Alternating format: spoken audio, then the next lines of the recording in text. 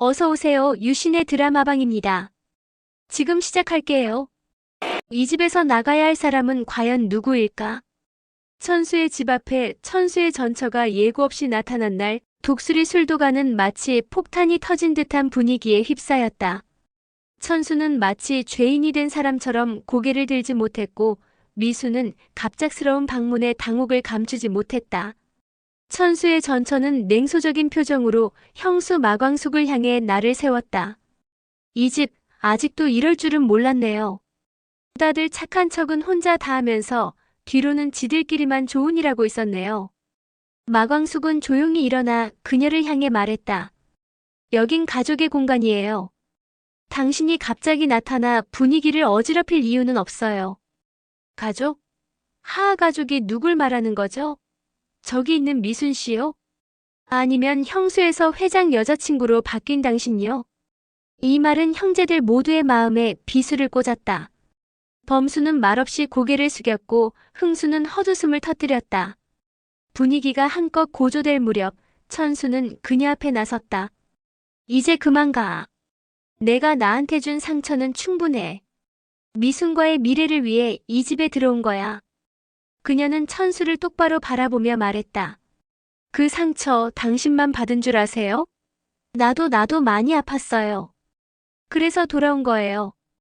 당신이 미순에게 하는 말들, 나한테는 한 번도 해준 적 없었으니까. 그러고는 돌아서며 문을 나섰지만 그 자리에 남은 찬바람은 쉽게 사라지지 않았다. 미순은 천수를 바라보며 조용히 말했다. 당신이 그 사람을 불쌍히 여기는 건 알아요. 하지만 그게 우리 사이를 흔들게 두진 말아요. 미순의 두 눈빛이 흔들리며 그녀의 불안함이 눈빛을 통해 천수에게까지 전해졌다. 미순의 두 눈에 눈물이 고이며 천수를 바라보고 천수는 미순을 살며시 안아주었다. 한편 독고탁은 집안 구석에서 오래된 서류 하나를 발견하고 그 자리에 강수와 장미애를 함께 불러 모았다. 강수는 무겁게 발걸음을 옮겼고 장미애는 그의 눈을 제대로 마주치지 못했다. 한편 독고탁은 조용히 말했다. 강수야, 너 이제 결혼할 나이야. 내가 뿌리가 어딘지 정확히 알고 가는 게 맞다고 생각해. 강수는 그 말에 고개를 끄덕였지만 이미 가슴속에는 거센 폭풍이 몰아치고 있었다. 자신이 사랑받으며 자랐다는 사실만으로는 채워지지 않는 공허함, 그것은 자신의 정체성을 부정당하는 듯한 기분에서 비롯된 것이었다. 장미애는 결국 입을 열었다. 강수야, 너는 내가 생각하는 그 사람들의 피를 이어받진 않았어. 하지만 너를 품에 안고 키운 그 사람들은 내가 생각하는 것보다 훨씬 더 진심이었단다. 강수는 조용히 말했다. 그럼 제 진짜 부모님은 누굽니까? 장미애는 눈물을 삼키며 대답을 피했다. 그건 나도 모르겠어. 그날 밤 강수는 조용히 술도가 마당에 앉아 있었다. 별빛이 비치는 하늘을 올려다보며 자신이 살아온 시간들을 하나하나 되짚었다. 형들과의 추억, 장수형의 따뜻했던 눈빛, 광숙 형수의 따뜻한 말 한마디, 그 모든 것이 거짓이 아니라는 것을 스스로 되새기며 눈을 감았다. 다음 날 아침 광숙은 공주실과 밖으로 나왔다. 광숙은 공주실과 대화를 나누기 위해 먼저 입을 열었다. 광숙은 조심스럽게 말했다. 엄마, 나 놀라지 말고 들어. 아나, 너 이럴 때마다 가슴이 쿵하고 내려앉더라. 또 무슨 사고를 저질렀어? 사고긴 사고인데.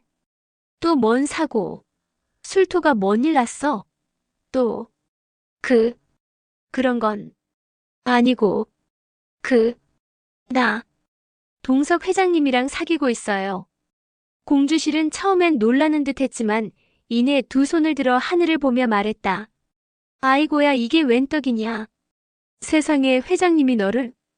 광숙은 그런 엄마의 반응에 씁쓸한 미소를 지으며 고개를 저었다. 엄마, 장모니 뭐니 그런 소리 하지 마요. 아직은 나도 두렵고 조심스러워요. 그러던 와중 동석은 광숙과 식사를 하던 중 쓰러졌던 기억을 되새기며 조심스럽게 말했다. 내 곁에 있어줘서 고마워요. 당신 덕분에 다시 살아가는 기분이에요. 광숙은 그의 손을 잡으며 말했다. 저도요. 회장님이 있어서 제가 다시 사람답게 숨쉬는 것 같아요. 하지만 이 평화는 오래가지 못했다.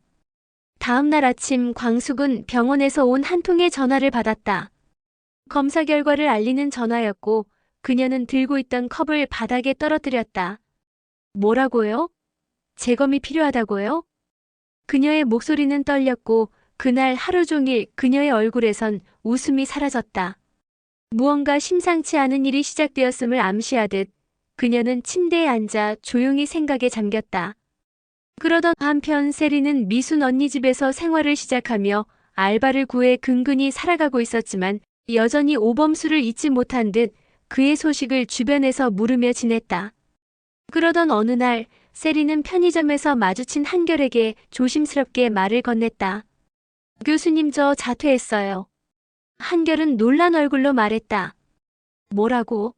아니, 어떻게 그런 중요한 일을 나한테 상의도 없이 결정할 수가 있어? 세리는 눈을 피하며 작게 중얼거렸다. 상의해야 되는 거였어요? 엄마가 결이 오빠랑 결혼하면 호텔 경영에 참여하라고 억지로 시켰던 거고 애초에 큰 애착도 없었어요. 한결은 한숨을 내쉬었다. 그는 세리에게 단순한 지도 교수를 넘어 어른으로서의 책임감을 느끼고 있었던 것이다. 그래도 그렇게 독단적으로 해버리면 자퇴라니 그게 쉬운 일이야? 세리는 담담하게 말했다. 그래서 이제는 좀 쉬면서 생각해 보려고요. 강에 늦겠어요. 얼른 출발하세요. 한결은 조용히 고개를 끄덕였고 세리는 한이에게 작별 인사를 건네며 손을 흔들었다. 한이야, 할머니랑 잘 놀다 와. 알았지? 그 순간 조용히 바라보던 범수는 핸드폰을 내려놓으며 중얼거렸다. 자퇴 혼자 결정했네. 그날 밤 술도가 앞에 낯선 남자가 등장했다. 그는 차분히 말하며 문을 두드렸다. 여기 오강수 씨 계십니까? 전 강수 아빠입니다. 그리고 정적. 모든 가족들이 마당으로 모였고 그 자리에서 강수는 그 남자와 눈을 마주쳤다. 서로의 눈빛 속에는 말로 닿을 수 없는 감정들이 교차했고 그 순간 모든 가족들이 이 관계의 중심에 있는 아픔을 직감했다. 며칠 후 미수는 조용히 천수에게 말했다. 당신 그 사람 다시 만날 생각 없는 거 알아요. 하지만 그 사람의 존재가 우리 사이를 더 단단하게 해줄 계기가 됐으면 해요. 천수는 그녀의 말을 되새기며 고개를 끄덕였고 손을 맞잡은 두 사람의 눈빛에는 다시 피어나는 신뢰가 담겨 있었다.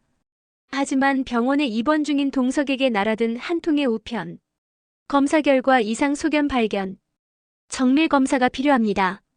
광숙은 이 소식을 가장 마지막에 들었다.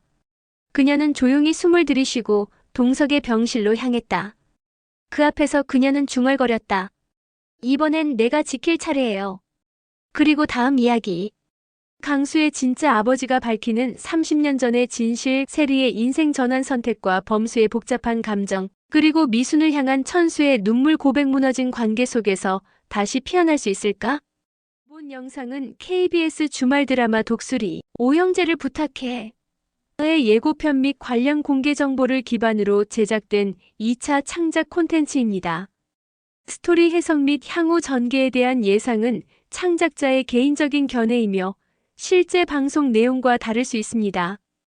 정확한 전개는 본 방송에서 확인해주세요. 시청해주셔서 감사합니다. 구독, 좋아요, 알림 설정은 드라마 팬의 기본 매너.